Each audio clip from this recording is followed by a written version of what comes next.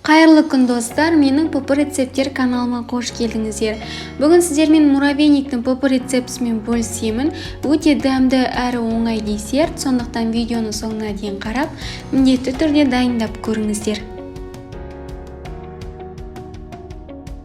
Қажетті ингредиенттер описаниеда жазылған, ендеше бірге дайындайық.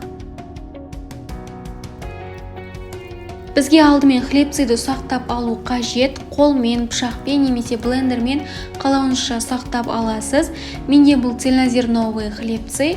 Тәтті емес, кез келген хлебцей болса болады.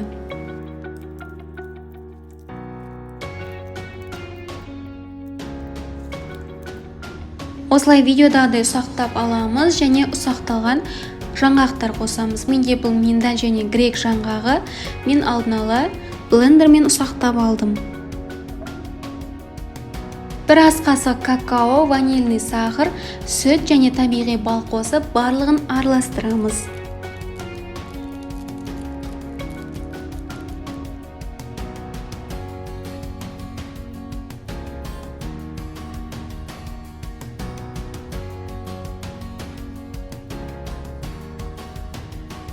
Масы құрғақ болып жатса, міндетті түрде балды қайтадан қосамыз.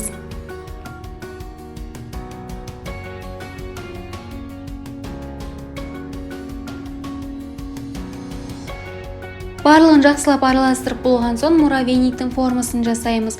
Масы қолыңызға қатты жабыспас үшін алдын ала қолыңызды сулап алыңыз.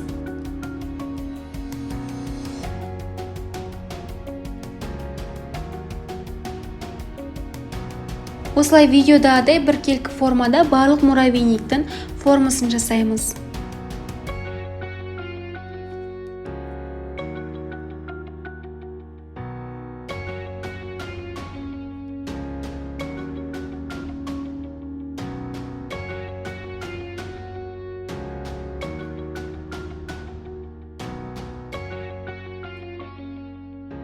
Менде осындай әдемі формада муравейниктер шықты. Енді оны тоңазытқышқа жарты немесе 1 сағатқа қойып қоямыз.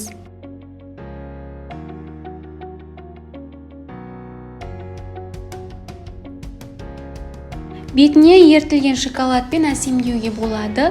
Бұл міндетті емес, қалауыңыз бойынша.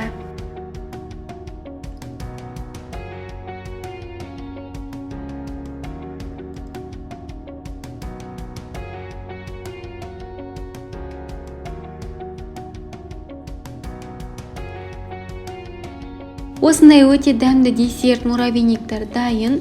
Егерде шайға тез дайын болатын тәтті қажет болса, міндетті түрде осылай дайындап көріңіздер. Өте дәмді әрі калориясы аз, сіздің дене бітіміңізге зиян келтірмейді.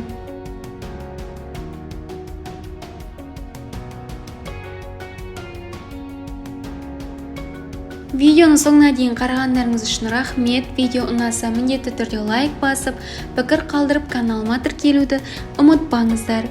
Міндетті түрде дайындап көріңіздер. Ас болсын.